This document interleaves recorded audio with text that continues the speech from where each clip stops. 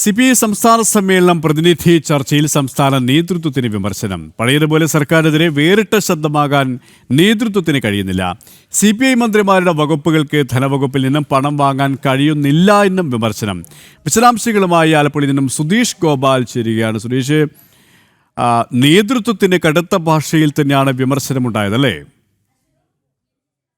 ഏതായാലും ഈ ഒരു സംസ്ഥാന സമ്മേളനത്തിൽ വലിയ വിമർശനമാണ് നേതൃത്വത്തിന് ഏറ്റുവാങ്ങേണ്ടി വന്നത്.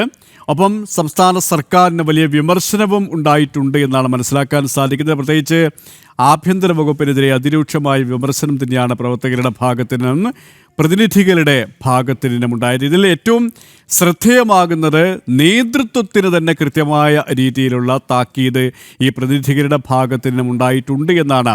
ഈ സമ്മേളനം നടക്കുന്നതിന് മുമ്പ് ബിനോയ് വിശ്വം സംസ്ഥാന സെക്രട്ടറി ഒരു തരത്തിലുള്ള വിഭാഗീയതയും അനുവദിക്കില്ല എന്ന് പറഞ്ഞിരുന്നു. പക്ഷേ വിഭാഗീയതയല്ല, കൃത്യമായ രീതിയിലുള്ള നിലപാട് തന്നെയാണ് പ്രതിനിധികൾ വ്യക്തമാക്കിയത്.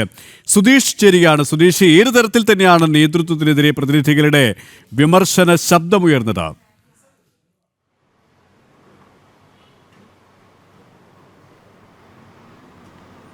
KP, ഏറ്റവും പ്രധാനമായും രണ്ട് വിഷയങ്ങളാണ് ഇതുവരെയുള്ള ചർച്ചയിൽ പ്രതിനിധികൾ ഉന്നയിച്ചത്. അതിലൊന്ന്, ഈ CPI കൈകാര്യം ചെയ്യുന്ന വകുപ്പുകൾക്ക് കൃത്യമായി പണം നൽകുന്നില്ല, അതിൻ്റെ ബുദ്ധിമുട്ടുകൾ, അതിൻ്റെ പേരുദോഷം, അതെല്ലാം പാർട്ടിക്ക് തന്നെ ഏൽക്കേണ്ടി വരുന്ന ഒരു സാഹചര്യമുണ്ട്. അത് ഉദാഹരണ സഹിതം അവർ മുന്നോട്ട് വെച്ചത് സിവിൽ സപ്ലൈസ്, അതോടൊപ്പം തന്നെ കൃഷി വകുപ്പിൽ കർഷകർക്ക് കൃത്യമായി നെല്ലിൻ്റെ പണം നൽകാനാവുന്നില്ല. അതുപോലെ തന്നെ കൃത്യമായി സിവിൽ സപ്ലൈസിന് പണം ലഭിക്കാത്തത് കൊണ്ട് വലിയ പ്രതിസന്ധി നേരിടുന്നു. വില കുറച്ച് സാധനങ്ങൾ വിൽക്കുകയും അത് കടക്കണിയിലാവുകയും ചെയ്യുന്ന സാഹചര്യത്തിൽ ഏതാണ്ട് 1700 കോടിയിലധികം രൂപ നൽകാനുണ്ട്. ഇത്തരം പ്രതിസന്ധികൾ സൃഷ്ടിക്കുമ്പോൾ ഇത് CPIയുടെ വകുപ്പുകൾക്ക് വേണ്ട പണങ്ങൾ നൽകാതിരിക്കുകയും CPM വകുപ്പുകൾക്ക് വലിയ ആർഭാടം നടത്തുന്നതിനുള്ള പണങ്ങൾ നൽകുകയും ചെയ്യുന്ന സാഹചര്യം നിലനിൽക്കുന്നു. ഇതിൽ മന്ത്രിമാർ മാത്രം വിചാരിച്ചാൽ പരിഹാരം കാണാനാവില്ല.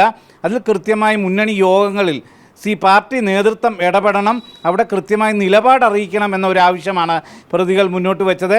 അതോടൊപ്പം തന്നെയാണ് നേതൃത്വത്തിനെതിരെയുള്ള മറ്റൊരു വിമർശനം. CPI കൃത്യമായി ഈ പാർട്ടിയെ നയിച്ചു കൊണ്ടുപോകാൻ ചെറുപ്പക്കാരെ കൊണ്ടുവരുന്നതിൽ വീഴ്ച വരുത്തുന്നു. അത്തരം പുതിയ ചെറുപ്പക്കാരെ കൂടി നേതൃത്വത്തിലേക്ക് കൊണ്ടുവന്നുകൊണ്ട് പാർട്ടി ശക്തിപ്പെടുത്തേണ്ടതുണ്ട്.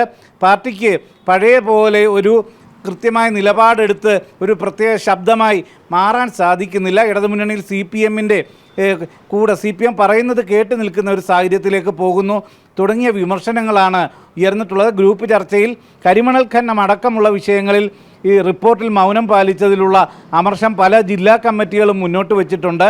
അത്തരം പരിസ്ഥിതി, അതോടൊപ്പം തന്നെ നാടിന് ഭീഷണി ഉയർത്തുന്ന വ്യവസായ വകുപ്പിൻ്റെ അടക്കമുള്ള പ്രവർത്തനങ്ങളിൽ കൃത്യമായ നിലപാടെടുക്കണമെന്നുള്ള കാര്യങ്ങളും മറ്റും ഗ്രൂപ്പ് ചർച്ചകളിൽ സജീവമാണ്. അത് ഇനി പ്രതിനിധികൾ പൊതു ചർച്ചയിലേക്ക് കൊണ്ടുവരുമോ എന്നതാണ് നമുക്ക് നോക്കിക്കാണേണ്ടത്. എന്തായാലും ഇപ്പോഴും ചർച്ച തുടരുകയാണ്. നാളെയാണ് സമ്മേളനം പൂർത്തിയാകുന്നത്. KP. ശരി, ആലപ്പുഴയിൽ നിന്നും സുധീഷ് ഗോപാലാണ് വിശദാംശങ്ങൾ നൽകിയത്.